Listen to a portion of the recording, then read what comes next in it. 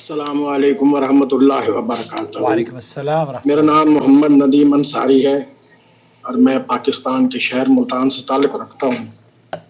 मोहम्मद आकिल साहब, मेरा आपसे ये सवाल है कि कुछ लोगों को पाइल्स यानी बवासीर और कुछ लोगों को फिस्चोला और बाज़ औक़ात आजकल चूँकि शुगर की बीमारी बहुत ज़्यादा है तो कई लोगों को ऐसे फोड़े और फिंसियाँ निकल आती हैं जो कि खुश्क होने में या उनकी तकलीफ़ कम होने में देर लगती है। तो ऐसी सूरत में क्या वो लोग पैम्पर बांध कर उम्रा कर सकते हैं, ताकि जब वो पैम्पर बांध के उम्रा करें तो उनके एहराम पे खून के धब्बे वगैरह या पस के निशान न पड़े?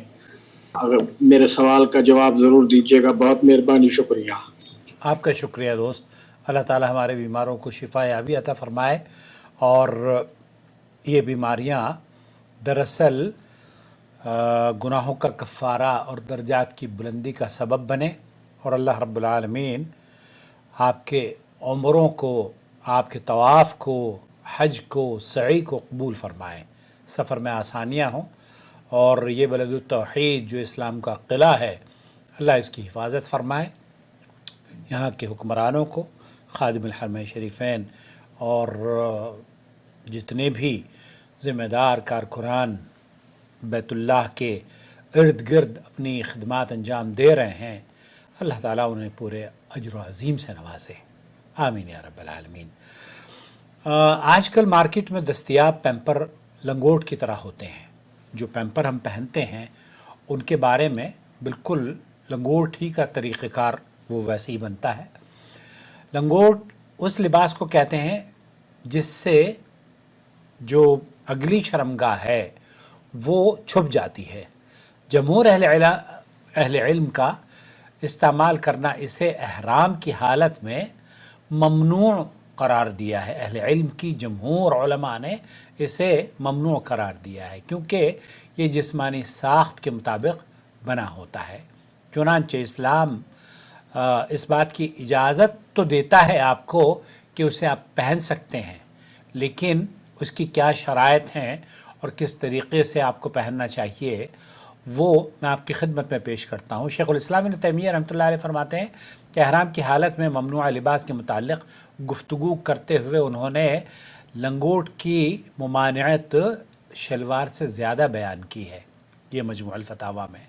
इसी तरीक़े से अगर किसी शख्स को एहराम की हालत में अंडर गारमेंट्स या पैम्पर पहनने की ज़रूरत महसूस हो तो उसमें कोई हरज नहीं है, अलबत्ता उस पर फ़िदियतुल अज़ा लाजिम होगा। यानी वो तीन में से कोई एक काम करेगा, या तो बकरा ज़िबा करे या छः मिस्कीनों को खाना खिलाए जिसके लिए हर मिस्कीन को एक सा अनाज दे, या फिर 3 रोज़े रखे। ये जो 3 रोज़े हैं ये कहीं भी रख सकता है, हरम में, हरम से बाहर, मक्का मुकर्रमा से बाहर, मदीने में, जद्दा में या इंडिया पाकिस्तान में कहीं भी।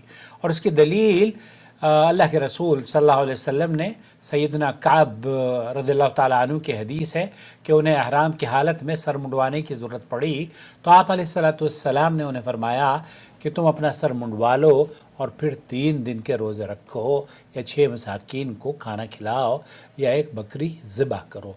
ये बुखारी की रिवायत है, हदीस नंबर 1917 पर।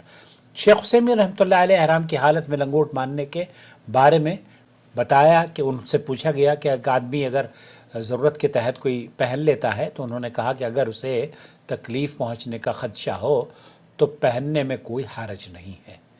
अलबत्ता अगर उसने पहन लिया है, अगर उसमें 6 मसाकीन को खाना खिलाने की इस्तिताअत हो तो वो खाना खिला दे, या ये हो कि वो बकरा ज़िबा कर दे मक्का मुकर्रमा के मसाकीन और क़ुर्ब जवार में हरम के, या फिर 3 रोज़े रखे।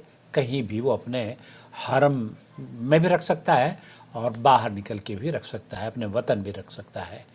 तो अगर किसी शख्स को एहराम की हालत में पैम्पर वग़ैरह पहनने की बीमारी वग़ैरह की वजह से ज़रूरत हो तो वो पहन ले और साथ में फ़िदियतुल अज़ा भी उसे देना होगा।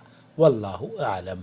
वसल्लल्लाहु अला नबीना मुहम्मद व अला आलिहि व सहबिही अजमईन।